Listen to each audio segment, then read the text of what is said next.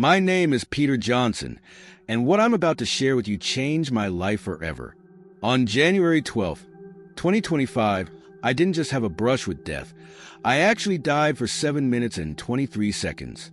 During that time, Jesus Christ himself revealed to me shocking truths that I was commanded to share with the world. What I learned will shake you to your core. But before I tell you about the shocking revelations I received, I need you to understand how I got there. I sat alone in the suffocating silence of my one-bedroom apartment, a place that mirrored the emptiness in my soul. The walls were dull, gray, and lifeless, stripped of any decoration or sign of warmth. It wasn't much different from me. Every day I followed the same routine. Wake up, sit in silence, eat a tasteless meal, and wait for the hours to crawl by. I had distanced myself from the world, and the world had gladly returned the favor. Nobody called, nobody visited, and honestly, I preferred it that way. What would they say if they knew the truth about me? I wasn't always this way. There was a time when I walked among others, my mask firmly in place. I hid my sins well, locked them behind a veneer of normalcy. But you can only run from yourself for so long. As the years went by, my past caught up with me. I couldn't look at my reflection without seeing the monster staring back. I was a predator, a man who preyed on the innocence of children. It's not something I like to think about, but how could I not? Guilt clung to me like a shadow I could never escape. That night, as I sat hunched over my plate, a searing pain erupted in my chest. It felt as though a fist had reached inside me, squeezing my heart with cruel intent. My fork clattered to the floor as I gasped for air, my vision blurring. I stumbled toward the phone, but my legs gave out before I could reach it. I hit the cold floor with a thud, unable to move, unable to scream. As the darkness closed in, my mind reeled. Was this it? Was this how it ended for someone like me? I awoke to nothingness. There was no floor beneath me, no walls around me, just an infinite void of cold, impenetrable darkness. At first, I thought I had gone blind, but then I realized it was more than that. This wasn't a lack of sight. It was a lack of existence. Time felt meaningless, yet every moment stretched unbearably long. I couldn't feel my body, but I could feel something deeper, something gnawing at my soul. Then, faintly, I heard them. Echoes, cries. The voices of children pierced the silence, distant but distinct. Their cries carried anguish, and I felt it stab at me with unbearable clarity. My chest tightened, though I had no chest, and the weight of their voices pressed against me like a tidal wave. I wanted to scream, to cover my ears, but I couldn't. The cries only grew louder, filling the emptiness around me. "No," I whispered, or at least I thought I did. "This isn't real."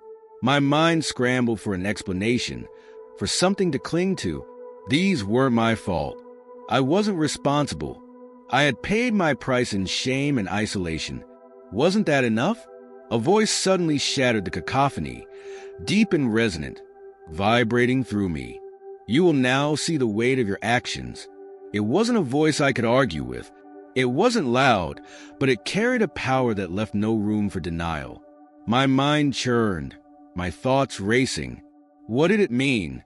What was happening to me? The cries receded into silence, leaving only the voice's chilling message echoing in the void.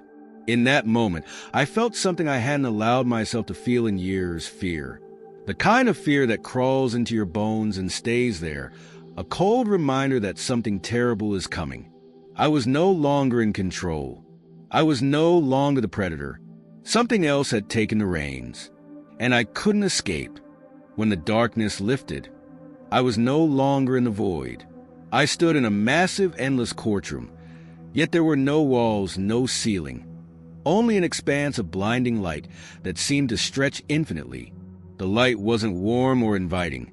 It was piercing, exposing, leaving no shadows to hide in. I was naked, not in body but in spirit. Every lie, every mask I had worn in life had been stripped away. There was no escaping what I was here for. Before me stood a great tribunal, their forms too radiant to discern.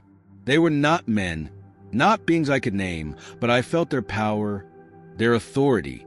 Behind them stood a colossal scale, its plates shimmering with an eerie glow. The air was heavy with silence, the kind that weighed down on my chest like 1,000 stones. Then they appeared, one by one. They emerged from the light. Children, their faces frozen in the innocence I had stolen from them. Their eyes held no hatred, only sorrow, and that made it so much worse. I wanted to look away, but their gazes pinned me where I stood. Each child stepped forward, their voices joining in unison, a deafening chorus of pain. Do you see what you've done? Their suffering played out before me, vivid and unrelenting. I saw their tears, their confusion, their fear. I felt it all as if it were my own. The pain was magnified, rippling through me with unbearable clarity. My knees buckled, and I collapsed, clawing at the ground, begging for mercy. Please, I sobbed. I didn't know. I didn't realize. But there was no reply, only the cold, undeniable truth. I had known. The weight of their anguish tipped the scales, and the light above dimmed. A voice thundered through the tribunal, shaking the very air around me. You will not face eternal damnation, but neither will you escape the burden of your deeds. You will be shown the truth. Before I could beg for an explanation, the ground beneath me gave way, and I fell. I plunged into darkness, the light of the tribunal shrinking into nothingness above me. The air grew heavy and stifling, and a searing heat began to claw at my skin. The fall felt endless. Yet when I hit the ground, the pain was immediate and overwhelming. I gasped, but there was no air to fill my lungs. Around me, the world twisted into a nightmare, a landscape of torment unlike anything I had imagined. Screams filled the air, not distant echoes, but piercing wails all around me. Shadows writhed in agony, their forms indistinct but their pain unmistakable. I tried to move, but my body was paralyzed, locked in place as the visions began. I was no longer watching others suffer. I was living it. I was a child, terrified and confused, unable to understand what was happening. I felt the shame, the betrayal, the unbearable weight of innocence shattered. My chest tightened as the pain swallowed me whole, suffocating and relentless. Then I became the parents, grieving, helpless, their worlds destroyed by a single act.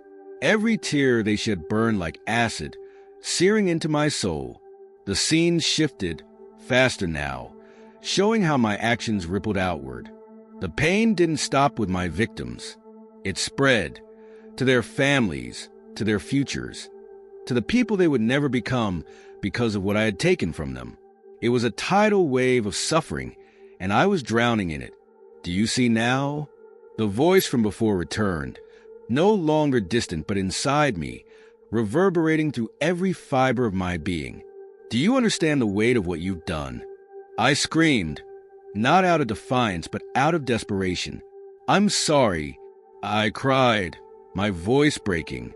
I didn't know it would. My words caught in my throat because I did know. I had always known, and yet I chose to ignore it. The pain was unbearable, but with it came clarity. My actions had rippled outward like stones cast into water, creating waves that touched lives I'd never even seen. And now, I could no longer pretend I didn't understand. This was my revelation, and it was just a beginning. The suffering stopped suddenly, like a door slamming shut. I lay there in the silence, trembling, my soul battered and broken. The darkness that had enveloped me began to shift, pierced by a light so blinding it seared through me. I tried to shield my eyes, but I had no hands, no body, only a raw, exposed essence. The light grew brighter, filling every corner of the void, and with it came a voice. It wasn't the voice of accusation I had heard before. This voice was deeper, more powerful, vibrating through me like the echo of 1,000 storms.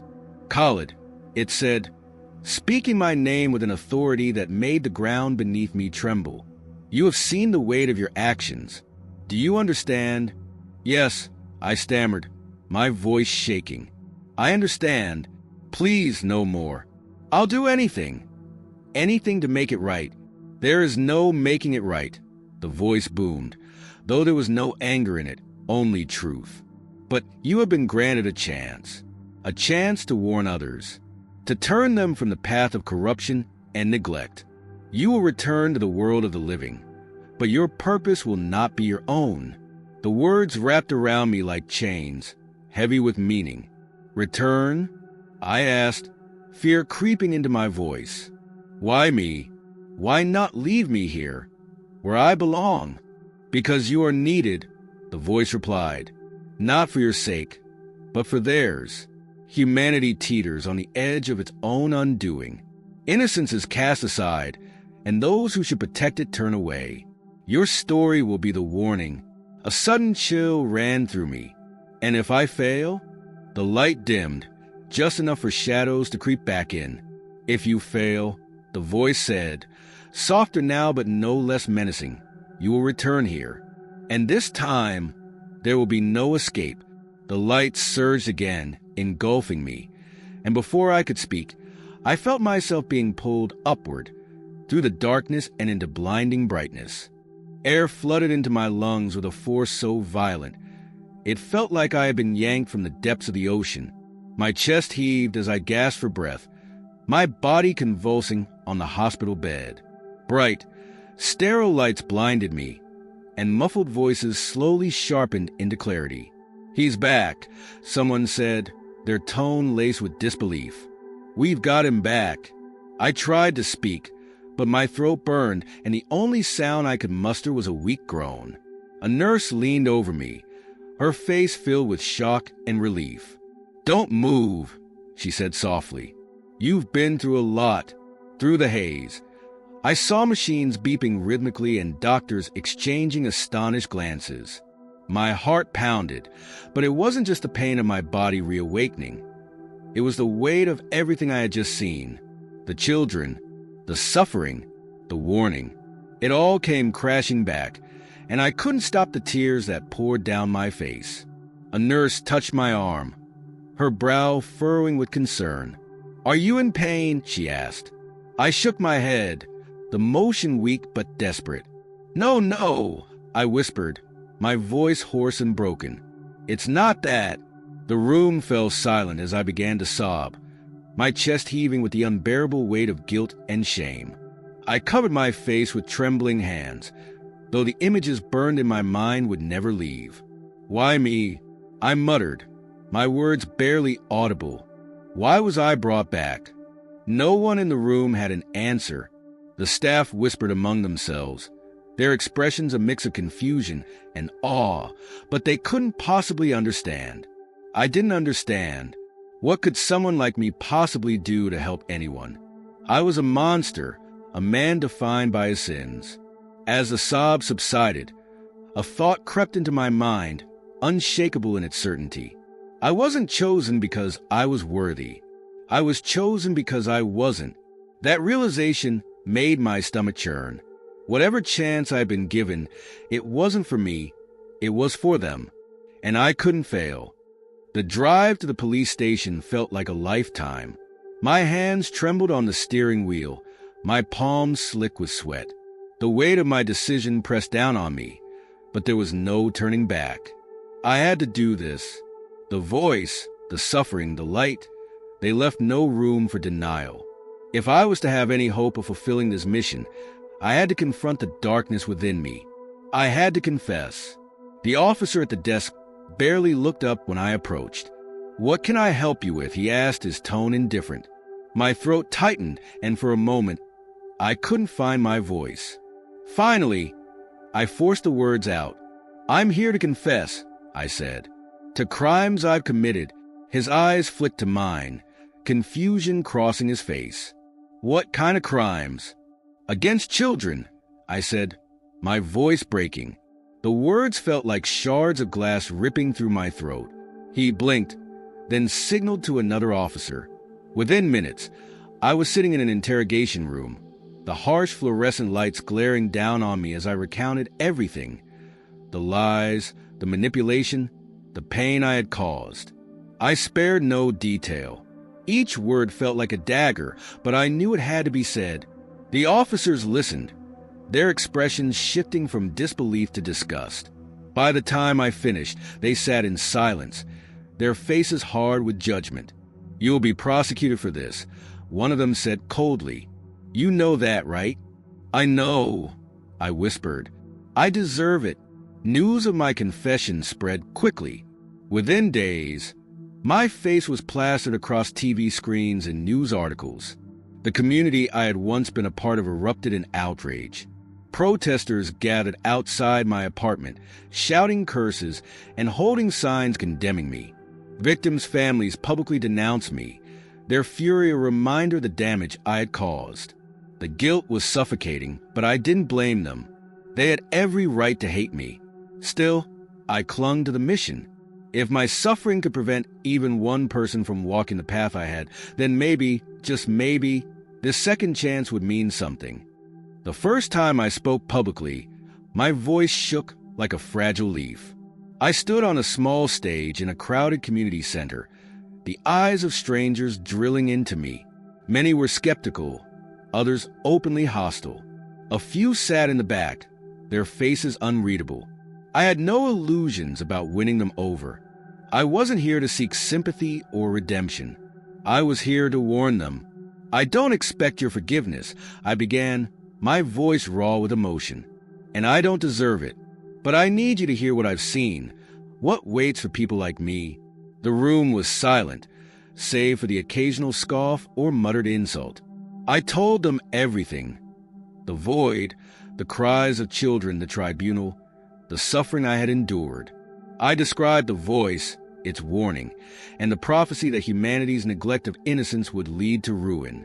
My words spilled out in vivid, harrowing detail, each one a confession and a plea. Some people listened with wide eyes, their expressions shifting from disbelief to unease. Others crossed their arms, their faces etched with doubt. "How convenient," someone called out. "Now you've seen the light? What a joke."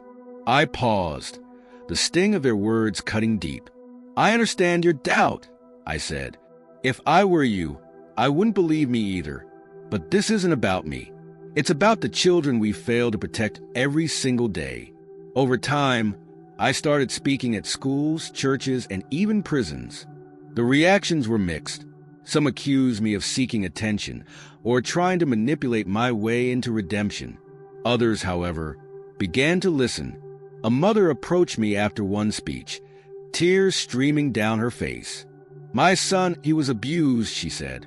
"Hearing your story, it gave me the courage to speak up." Moments like that kept me going. I began working with advocacy groups, pushing for stricter laws to protect children. I attended meetings, wrote letters, and volunteered wherever I could. I wasn't naive enough to think I could undo the harm I'd caused. But for the first time in my life, I was doing something that mattered, and that was enough to keep me moving forward. It was a rainy afternoon when she walked into one of my talks. I didn't notice her at first, just another face in a crowd of skeptical or curious strangers. I had grown used to their stares, the way they looked at me like I was something less than human. In truth, I didn't blame them. I'd earned that judgment. But when I stepped off the stage, soaked in the tension of my own words, she approached me.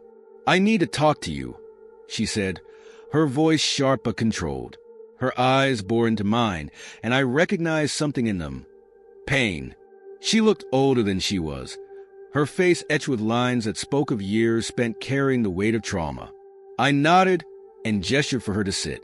My hands trembled as I lowered myself into the chair across from her. "I'm listening," I said softly. "You don't remember me," she began, her tone bitter. "But I remember you. You destroyed my childhood." Her voice cracked and my chest tightened. "You think you can just get up there and talk about God and redemption, and that's supposed to make everything better?" I opened my mouth, but no words came. How could there be? Nothing I could say would undo the pain I had caused. Tears welled in her eyes as she continued, her voice trembling with anger and grief. I've spent my whole life trying to pick up the pieces you shattered. I wanted to vanish, to fall to my knees and beg for forgiveness I didn't deserve. I can't make it better, I said finally, my voice barely above a whisper. But I'm trying to make sure no one else suffers because of me. She stared at me for a long moment, her expression unreadable. Then, to my shock, she stood and walked away. I thought that was the end of it, but as she reached the door, she turned back. I don't forgive you, she said, her voice steady. But if your story can stop one person like you, maybe it's worth something. Her words stayed with me. Slowly, I began to see a change, not in myself, but in others. Messages trickled in from people who heard my testimony. Parents who talked to their children about boundaries. Survivors who found the strength to speak up. Advocates who pushed for change. For the first time, I felt a flicker of hope. Maybe, just maybe, I was on the right path. The dream came to me on a quiet night, as I lay in bed, exhausted from another day of speaking and working. I drifted off, and the world around me faded until I stood once again in the void. But this time, it wasn't cold or empty. A soft, radiant light surrounded me, and the voice returned. Khaled, it said, gentle but firm. You have fulfilled much of what was asked of you, but the world is still on the edge. Humanity still has a choice to make. I felt a chill despite the warmth of the light. What else can I do? I asked, my voice trembling. I've tried. I've done everything I can. You must continue, the voice replied. Your message is a warning, but warnings are only as strong as the resolve of those who hear them. Will you carry this burden until the end? I hesitated. I was tired, bone-deep tired. The weight of my past never truly left me, and every day was a struggle. But I knew the answer. Yes, I said, I will. The light grew brighter, enveloping me in a warmth so profound, I felt tears streaming down my face. Your time is near, Khaled, but take comfort in knowing you have planted the seeds. When I awoke, my body felt heavy and my chest ached. I knew what was coming. That day, I spoke at my final event, pouring every ounce of truth and conviction into my words. As I finished, I collapsed. The crowd erupted in panic, but I felt only peace. In my final moments, I saw the faces of those I had helped, the mother, the survivors, the advocates, and I saw the light again, calling me home. Want to hear more of this? Then click on the video on the right-hand side, which is even more insane.